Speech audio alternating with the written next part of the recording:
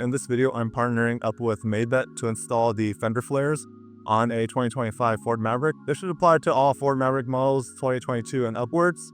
I'm going to unbox, I'm going to show you a step-by-step installation and then give you a review so you can determine whether this product is right for you. So without further ado, let's get started. This is the box that it came in. Inside, we have the retainer clip prying tool. Have new retainer clips, and these are the instructions. This is the installation guide. There's the 4 fender flares, the retainer clips, the prying tool, removing the existing retainer clips. We said to remove a small portion of the double-sided tape, putting the fender flares on, putting the retainer clips on, taking off the double-sided tape, and then repeating the process on all 4 sides. We also have the 4 fender flares. They seem to be protected fairly well. Taking a look at the product here, we have the double-sided tape. We have the drilled holes. And then this is a close-up of the actual material.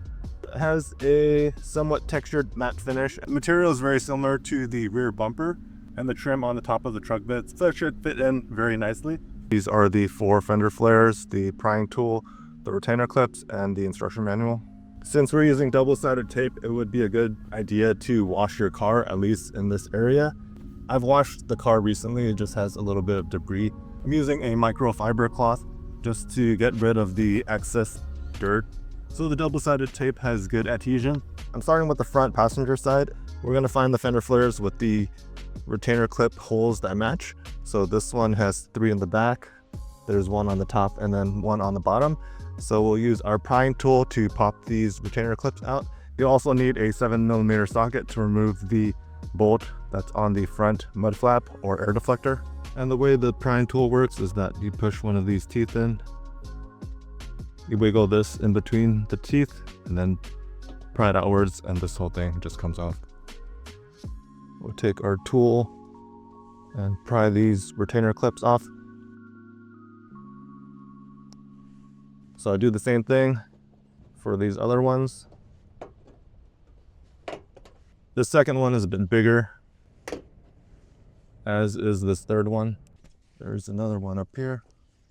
And then the last one is a 7mm bolt that's on the OEM mud flap, or they call it like an air deflector.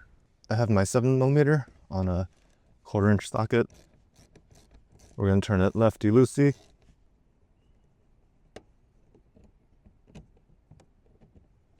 Here's the new retainer clip. They come in 2 pieces in the bag, and you just push it in here and push it down. Let's install the fender flare first. So let's line it up. They said to remove a small portion of the double-sided tape. I'm going to leave a portion of it folded out so it's easier to peel off later.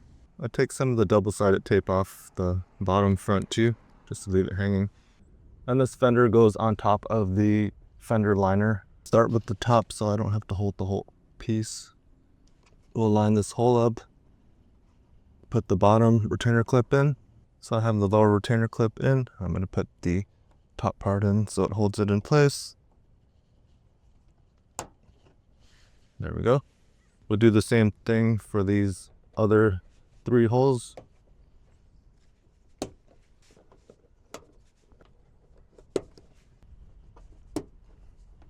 And I'm going to put the fender on the inside of the mud flap, just so that it hugs closer to the body. I'm just going to do a fit check before I peel this double-sided tape off.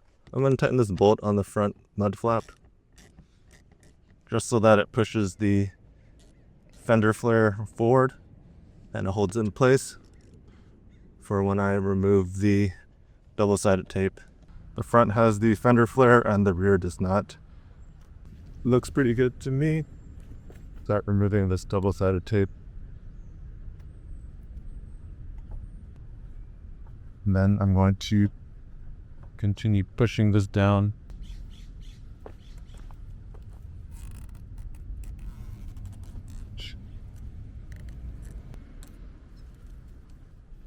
And while pushing it outwards, I'm going to press it up against the fender to close any gap that is visible.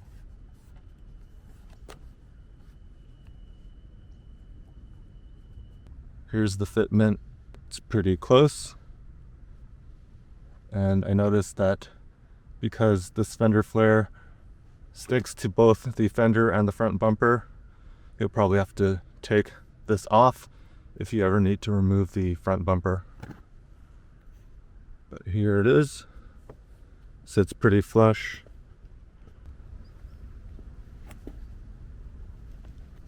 Next, we'll find the piece that fits on the rear. So this is the one. There's a hole down here. 1, 2, 3, 4, 5. I'll take off the corresponding retainer clips. 1, 2, 3, 4, 5. It's also a good time to wipe down the surface. Again, we'll remove part of the double-sided tape and backing just so that it's easier to peel off later. We'll line this up. We'll use the new retainer clips. I'll start with the top.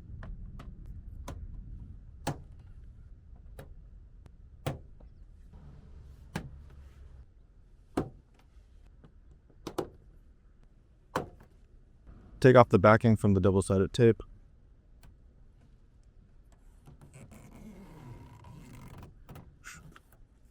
Making sure that it's fitting flush.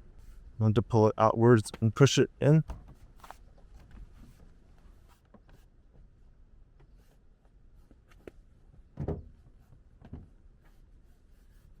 I noticed that down here you can still see part of the rear blue quarter panel. This is what it looks like. And same back here as well. From a distance, it looks fine. So I'll repeat the same process on the other side.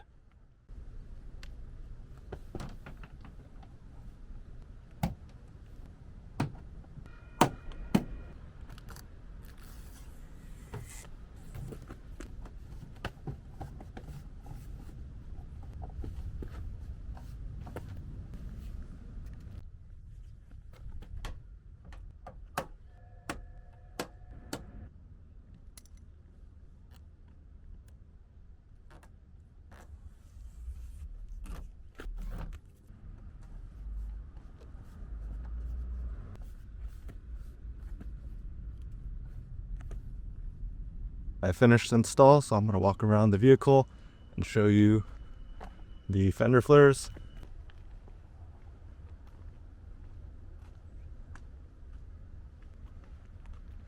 Moving on to the review of the fender flares, I think this is a very cool product to make your vehicle look more aggressive. It adds another layer of protection. Whether you're driving off-road or on the highway, it's supposed to protect your fender from getting scraped by rocks and debris.